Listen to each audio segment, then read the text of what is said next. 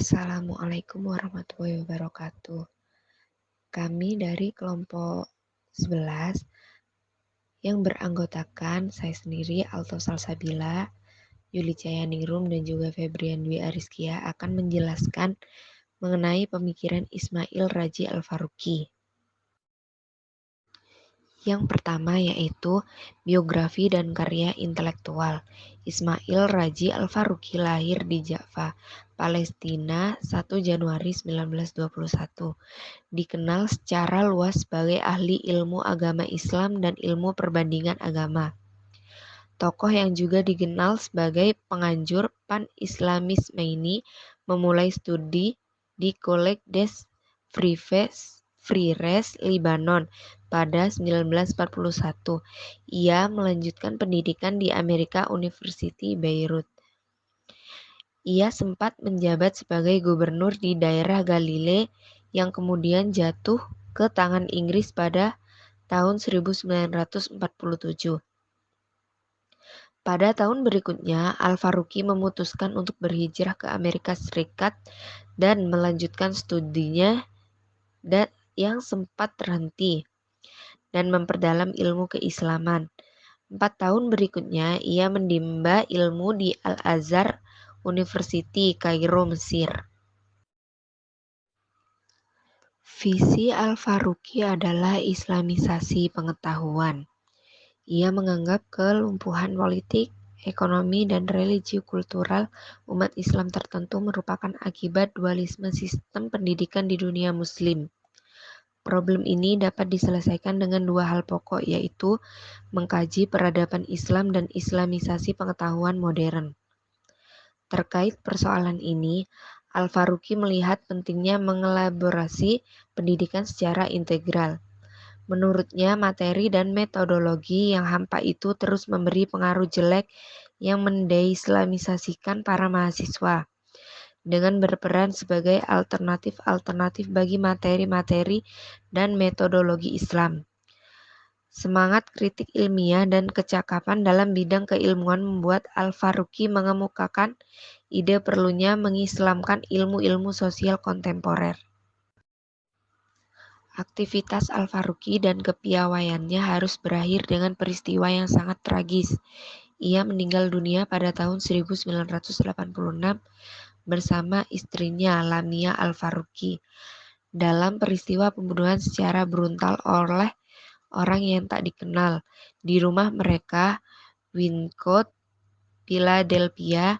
Misteri pembunuhan itu berkaitan erat dengan kecamannya terhadap Zionisme Israel, serta dukungannya kepada rakyat Palestina yang merupakan tanah airnya. Al-Faruqi adalah ilmuwan yang produktif. Ia berhasil menulis lebih 20 buku dan 100 artikel. Di antaranya bukunya yang terpenting adalah Tauhid, Its Implication for Thought and Life pada tahun 1982. Buku ini mengupas tentang tauhid secara lengkap yang tidak hanya dipahami sebagai ungkapan lisan, tetapi dikatakan dengan seluruh aspek kehidupan manusia, baik itu segi politik, sosial, dan budaya. Karyanya yang berhubungan dengan ilmu perbandingan agama juga cukup banyak, karena ia sendiri adalah orang yang ahli dalam perbandingan agama. Meski ia dipandang kurang sukses sebagai ahli perbandingan agama, akan tetapi karya-karyanya banyak mengapresiasi agama-agama lain. Ia lebih mengambil posisi sebagai pendebat dan pendakwa berkarakter yang membela dan menyebarkan ajaran-ajaran Islam. Semua pemikirannya saling terkait satu sama lain dan berporos pada satu sumbu, yaitu tauhid. Pemikiran Al-Faruqi tentang tauhid yang dikaitkan dengan seluruh aspek kehidupan manusia, baik itu segi politik, ekonomi, sosial, dan budaya. Sedikit banyak telah memberikan pencerahan baru tentang keilmuan ilmu kalam kontemporer. Berikut beberapa pemikiran kalam Raji Al-Faruqi. Selanjutnya ada pemikiran kalam Al-Faruqi. Al-Faruqi ini banyak sekali mengemukakan pemikiran serta gagasan yang berhubungan dengan masalah-masalah yang dihadapi oleh umat Islam. Semua pemikiran yang digagasnya saling terkait satu sama lain dan berporos pada satu sumbu, yaitu tauhid. Tauhid sendiri ini mengandung dua arti, yang pertama yaitu al-nafi atau negatif, dan yang kedua yaitu al-isbat atau positif. Menurut Al-Faruqi, tauhid merupakan suatu realitas batin dan keimanan yang berkembang di dalam hati setiap individu. Menurutnya, tauhid menjadi identitas peradaban Islam yang mengikat semua unsur-unsurnya dan menjadikan unsur-unsur tersebut sebagai suatu kesatuan yang integral, komprehensif, dan organis. Berikutnya yaitu ada tauhid dan relasi sosial. Pandangan tauhid Al-Faruqi ini sebenarnya berdasarkan pada keinginan untuk memperbarui dan menyegarkan kembali wawasan ideasional dari pembaruan gerakan Salafiyah. Penerapan dari konsep tauhid yang dikembangkan Al-Faruqi ini adalah lahirnya tatanan ummah. Tatanan ummah sendiri ini merupakan suatu kumpulan warga yang organis dan padu yang tidak dibatasi oleh tanah kelahiran, kebangsaan, ras, kebudayaan, totalitas, dan bertanggung jawab dalam kehidupan bersama-sama. Tauhid ini sebagai pedoman dari keseluruhan kesalehan, religiusitas, dan seluruh kebaikan. Selanjutnya yaitu tauhid dan islamisasi pengetahuan. Sebenarnya ide tentang islamisasi ilmu pengetahuan yang digagas Al-Faruqi ini berkaitan dengan konsep tauhid yang beliau gagas.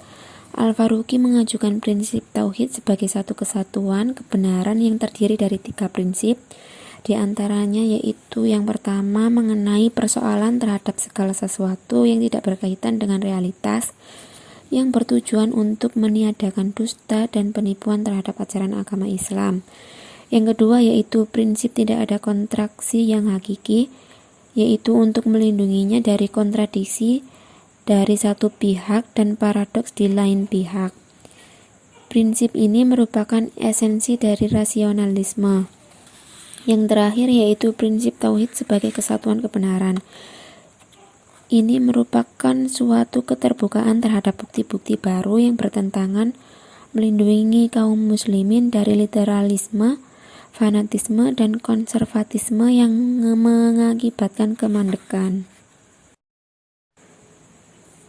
Dalam rangka membentangkan gagasan-gagasan tentang bagaimana islamisasi itu dilakukan, Al-Faruqi ini menetapkan 5 sasaran dari rencana kerja islamisasi yang harus diterapkan, yaitu yang pertama, mengenai menguasai disiplin-disiplin modern, yang kedua, menguasai khazanah Islam, yang ketiga, menentukan relevansi Islam yang spesifik pada setiap bidang ilmu pengetahuan modern, yang keempat, mencari cara untuk melakukan sintesa kreatif antara khazanah Islam dengan khazanah ilmu pengetahuan modern, dan yang terakhir yaitu mengarahkan pemikiran Islam ke lintasan-lintasan yang mengarah pada pemenuhan pola rancangan Tuhan.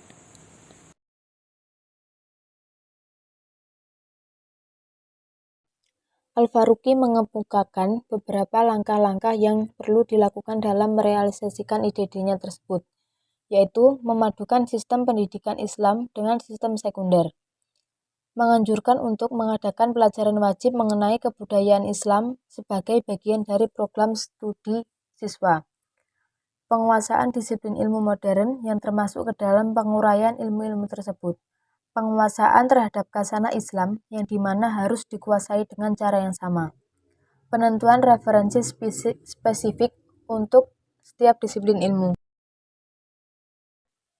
penilaian kritis terhadap disiplin modern, survei mengenai problem-problem terhadap umat Islam, survei mengenai problem-problem umat manusia, merumuskan kembali disiplin-disiplin ilmu dalam kerangka kerja Islam, menyebarluaskan ilmu pengetahuan yang sudah diislamkan, dan di tengah-tengah perkembangan negara-negara nasional di dunia Islam dewasa ini, Al-Faruqi masih saja mengagungkan gagasan dari pan-Islamismenya.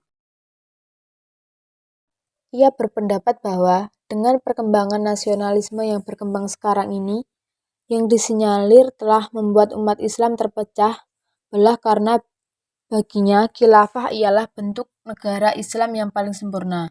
Khilafah ialah induk dari segala institusi di mana ia mengeluarkan syariah.